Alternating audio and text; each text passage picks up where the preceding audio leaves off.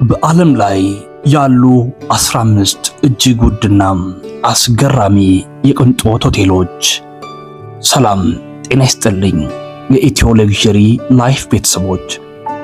ገንዘብ ላለው ሰው ዓለማችን ገነት ነች።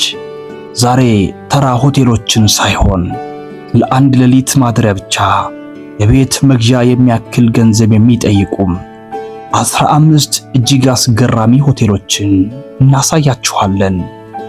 በተለይ ቁጥር 1 ላይ የምናየው ሆቴል ከምድር ውጪ ነው ቢባል ማጋነን አይሆንም።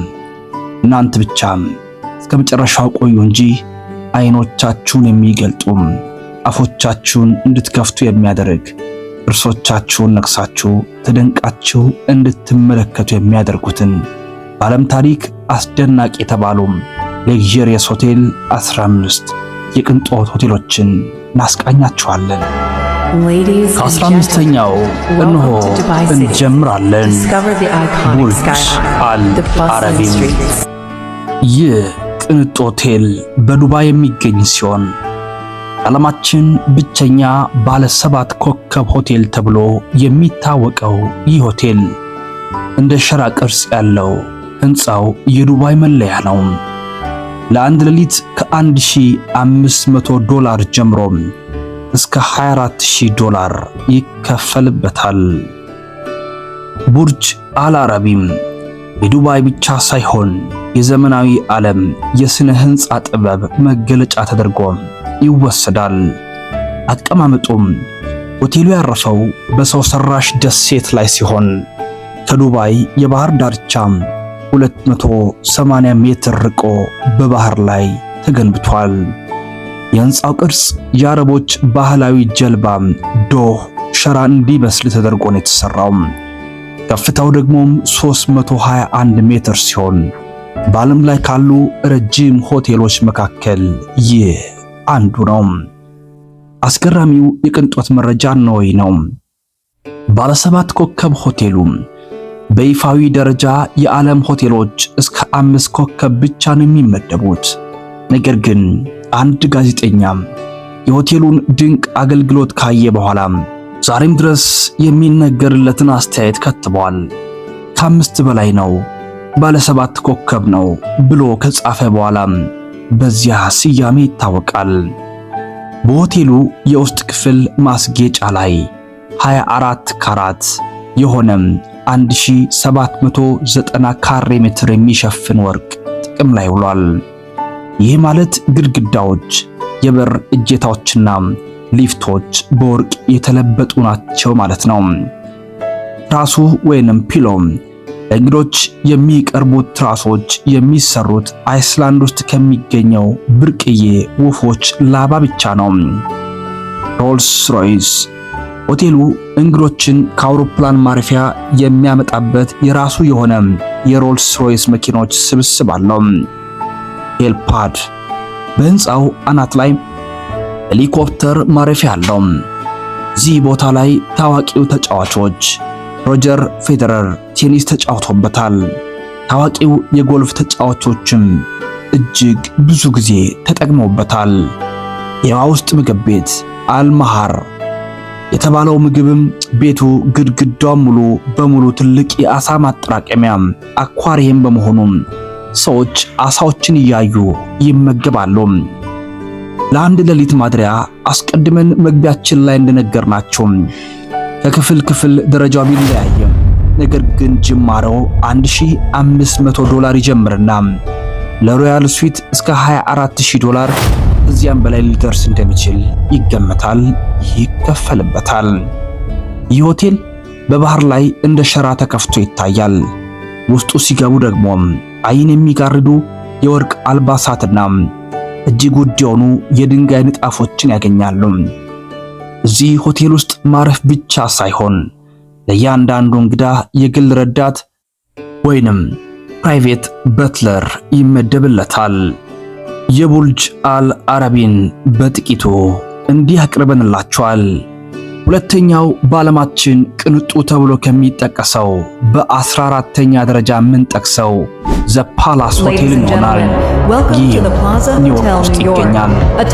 ይህ ሆቴል በኒውዮርክ ከተማ እምብርት ማንሃታን ውስጥ የሚገኝ ሲሆን የሀብታሞችና የታዋቂ ሰዎች መደበኛ ማረፊያ ነው። በጥቂቱ ወደ ኋሊት ነጉደን ታሪካዊነቱን እስኪ እንጨልፈው። በ1907 የተከፈተ ሲሆን የአሜሪካ ብሔራዊ ታሪካዊ ምልክት ተብሎ ተመዝግቧል። ብዙ ታዋቂ ፊልሞች እዚህ ተቀርጸዋል። ለምሳሌም ሆም አሎን 2 ከታዋቂው ሴንትራል ፓርክ ፊት ለፊት የሚገኝ ሲሆን የንጉሳዊ አገልግሎት በተለይ ይህ ሆቴል ሮያል ሲዩት ለብቻው የራሱ የሆነ የግል ሊፍት አለው። ክፍል ውስጥ ያሉት የውሃ መታጠቢያ ቧንቧዎች በሙሉ በ24 ካራት ወርቅ የተለበጡ ናቸው። ዋጋው እጅግ አስገራሚ ነው። ለአንድ ሌሊት ማደሪያ እንደ ክፍሉ አይነት የሚለያይ ሲሆን መጀመሪያውን $1000 መጅረት ያደርጉና ከፍ ላለው ካሉ እስከ $40000 ይከፍላሉ። ይታያችሁ፣ ይህ ለአንድ ቀን የሚከፈል ነው። ይህ ሆቴል የኒውዮርክ ንጉሳዊ ቤተ መንግሥት ነው ሊባል ይችላል። በውስጡ ያሉት ቁሳቁሶች በሙሉ ከፈረንሳይ የመጡ ክሪስታሎችና ጥንታዊ የቤት ዕቃዎች ናቸው። በ13ኛ የምንቃኘው አትላስ ዘ ፓልም ሲሆን ዱባይ ላይ የምናገኘው ነው። ይህ ሆቴል ደግሞ በዱባይ ውስጥ ፓልም ጁሜራ በተባለው ሰው ሰራሽ ደሴት ላይ የተገነባ የቅንጦት ከተማ ይመስላል። የውሃ ስር ክፍሎች አንደር ዋተር ሲዩት ሲሆን የዚህ ሆቴል ልዩ መለያ ፖሲደን እና ኔፕቲዩን የተባሉ የውሃ ስር ክፍሎች ያሉት በመሆኑ አልጋ ላይ ተኝተ በግድግዳው መስታወት ውስጥ 65000 የባህር እንስሳት ወይንም አሳ ነባሪዎችና ሻርኮችን ጨምሮ ማየት ትችላለን። እስኪ መለስ ብለን ራሳችንን በዚያ ሆቴል ውስጥ እንደሚያደርሰው እንቃኘው። አልጋችን ላይ ተኝተን አይኖቻችንን ስንገልጥ 65000 የባህር እንስሳት አሳ ነባሪዎችና ሻርኮችን ጨምሮ ስንመለከት የሚሆነውን አስቡም። መለስ ብለን ወደ ጉዳያችን እንግባም። ሆቴሉ በውስጡ ባኮቬተርስ የተባለ ግዙፍ የውሃ መዝናኛ ፓርክ አለው። ሕንፃው በመሃል ላይ ክፍተት ያለው ሲሆን ይህ የሮያል ብሪጅ ሲዩት ይባላል። እዚህ ክፍል ውስጥ ለማረፍ ብቻ በቀን $25000 በላይ ይጠይቃል። መደበኛ ክፍሎች ከ$400 የሚጀምሩ ሲሆን ነገር ግን ታዋቂዎቹ የውሃ ስር ክፍሎች የብሪጅ ሲዩት ከ7000 እስከ $30000 ያስከፍላሉ። ጠዋት ስትነቁ ከጎናችሁ ሻርኮች ሲዋኙ ማየት ከፈለጋችሁ ምርጫችሁን አትላስ ሊሆን ይገባል። የተወደዳችሁ ቤተሰቦቻችን ለዛሬ ከ15ቱ ቅንጦች ጥቂቶችን አቅርበንላችኋል። አድማጮቻችን የዛሬው ዝግጅታችን ይህንን ይመስል ነበር። በእነዚህ ሆቴሎች ውስጥ ለማረፍ ብር ቢኖራችሁ የትኛውን ትመርጡ ነበር? ሐሳባችሁን ኮመንት ላይ አጋሩን። ቪዲዮን ከወደዳችሁት ላይክ እና ሼር፣ ሰብስክራይብ በማድረግ የኢትዮ ሌክዠሪ ላይፍ ቤተሰብ ይሁኑ።